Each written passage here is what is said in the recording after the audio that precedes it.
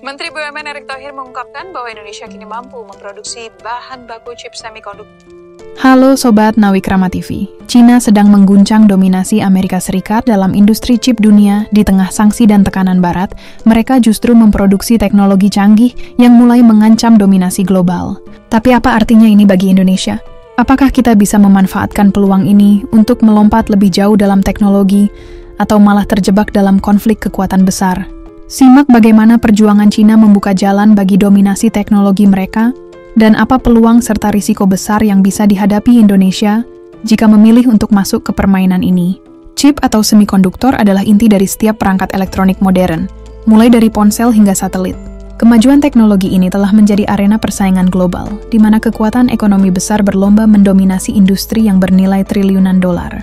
Dalam konteks ini, posisi China sangat menarik perhatian dunia. Negara ini telah menempatkan penguasaan semikonduktor sebagai prioritas strategis nasional, menciptakan sebuah tantangan besar bagi dominasi Amerika Serikat dan sekutunya.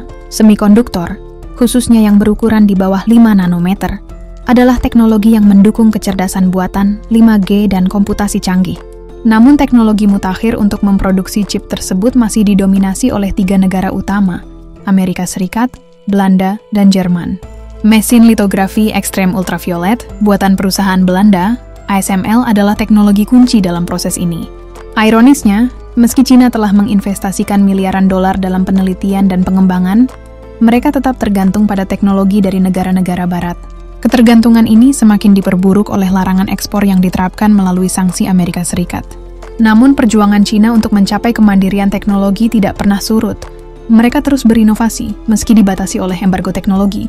Contohnya adalah peluncuran chip Kirin 9000S oleh Huawei pada 2023 yang diproduksi dengan teknologi litografi Deep Ultraviolet Dove.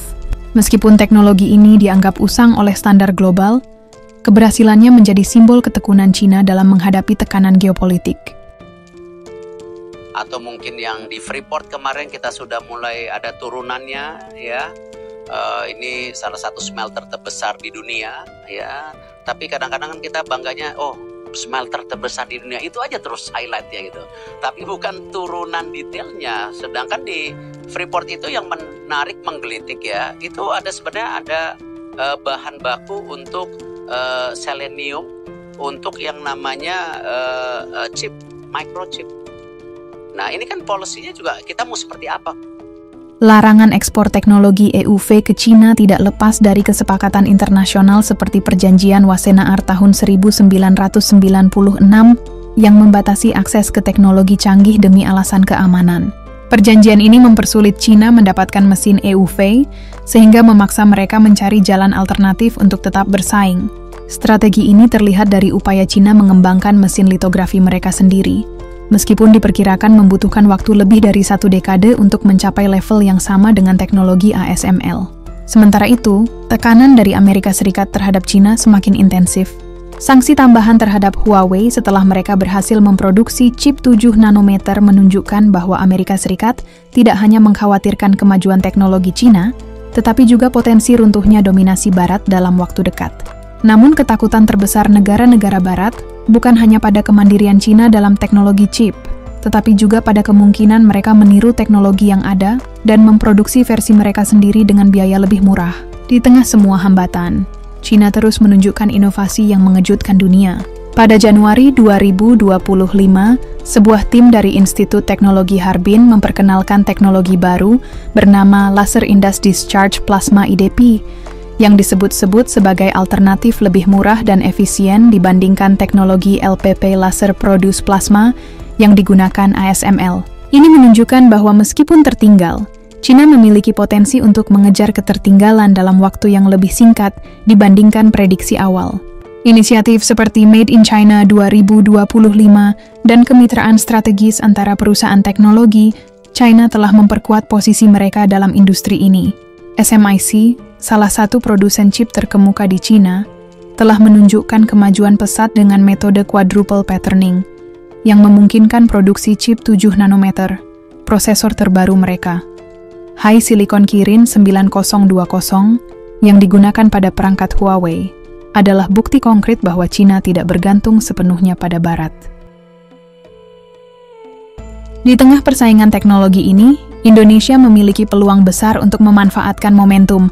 Bergabung dengan BRICS menawarkan akses strategis bagi Indonesia untuk memperkuat hubungan dengan China dan negara-negara berkembang lainnya. Dengan posisi strategis sebagai salah satu pasar berkembang terbesar, Indonesia dapat menjadi mitra penting dalam rantai pasok global semikonduktor. Namun langkah ini memerlukan strategi yang matang untuk menghindari potensi sanksi dari Amerika Serikat.